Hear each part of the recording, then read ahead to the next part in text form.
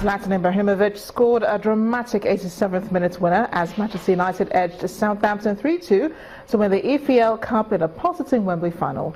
Ibrahimovic had given United the lead with a sublime free kick before Jesse Lingard made it 2-0 from the edge of the box after Marcos Royo's cutback.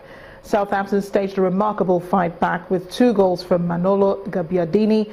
Ibrahimovic's powerful header from Ander Herrera's cross secured Jose Mourinho his first major trophy in his first season as Manchester United manager. Troubled Sunshine Stars put aside their financial crisis to beat high-flying Rivers United 1-0 in a matchday 10 tie of the Nigeria Professional Football League played this evening at the Akure Township Stadium in Ondo State. Former Enyimba midfielder Ayo Saka pulled a belter from 14 yards to hand the Owena Waves their win of the season. This result moved Sunshine Stars 6 places to the 11th position with 12 points. Meanwhile, Nigeria international Prince Agre scored from the penalty spot as if FC Ifeanyi defeated league leaders Plateau United 1-0 in Nnewi, Anambra State. Chinedu Dodge's first half header earned Kano Pillars a lone victory over neighbours Katsina United.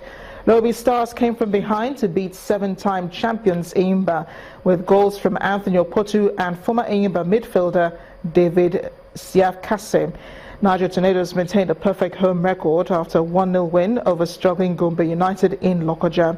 El Kanemi Warriors needed 2 second-half goals to beat Nasarawa United 2-0, while ABS FC edged past Wiki Tourist 1-0. The Minister of Youth and Sport, Solomon Dalong, has called for an emergency meeting with the Nigeria Football Federation on Tuesday in Abuja. This follows a controversy surrounding the elections into the Confederation of African Football scheduled to hold on March 16th in Addis Ababa, Ethiopia. The minister will state Nigeria's position in the choice of candidate between incumbent CAF President Issa Hayatu and his challenger Ahmed from Madagascar. NFF President Amaju Pinnick is also vying for a post in CAF Executive Committee from the West B Zone. Some iconic tennis star Serena Williams has been picked as recipient of the esteemed 2017 Jesse Owens Award in April. The prestigious award recognizes sports legends who exemplify the ideals embodied by Olympian and humanitarian Jesse Owens: integrity, perseverance, and service. Last month, Serena defeated sister Venus in straight sets to win her 7th Australian Open and an Open-era record 23rd Grand Slam singles title. This year's historic ceremony falls on the 81st anniversary of Jesse Owens' incomparable triumph at the 1936 Berlin Olympics, where he won 4 golds and defeated Hitler's superiority ambitions.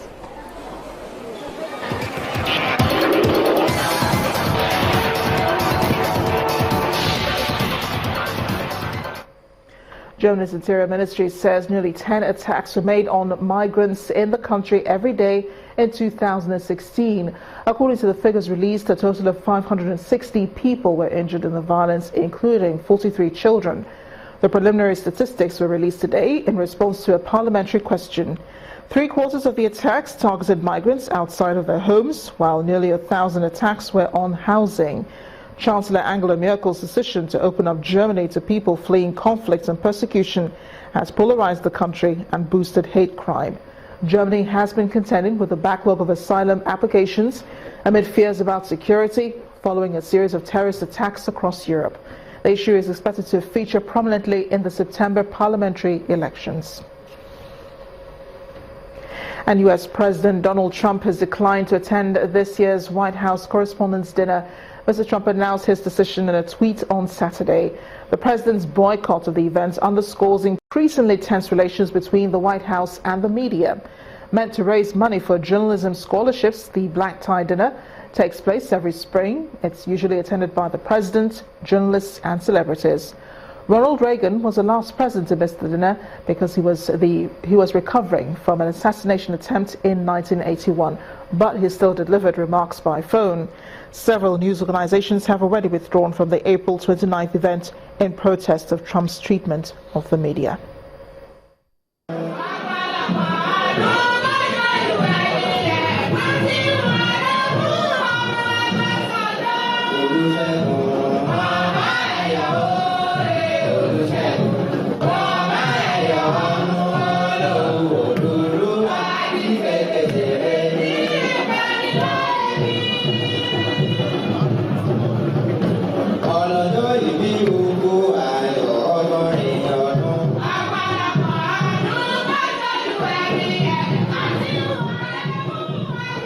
finally tonight, a Thanksgiving service to mark the 80th birthday of former President Olusegun Obasanjo has taken place in Abeokuta, the Ogun State capital. A service which attracted guests from within and outside of the state provided the celebrants an opportunity to walk down memory lane and appreciate God for the grace upon his life. Other activities lined up are set to roll in within the week. Said to myself, oh, maybe the reason why I did not die in prison was God has a purpose. When the man who put me in prison has vowed that I will not come out of prison alive. At that point, I started changing my mind. I look at my life, and you call this grace. There's nothing else that can describe what God has done for me other than measured grace. God has been gracious to me. He's done for me and my family, and He has used me tremendously. And the main news again.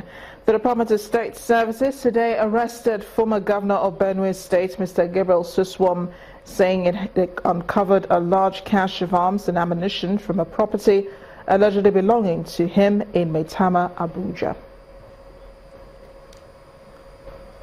That is the news at 10 tonight. Thank you for watching. I am Amarachi Ubani. Good night.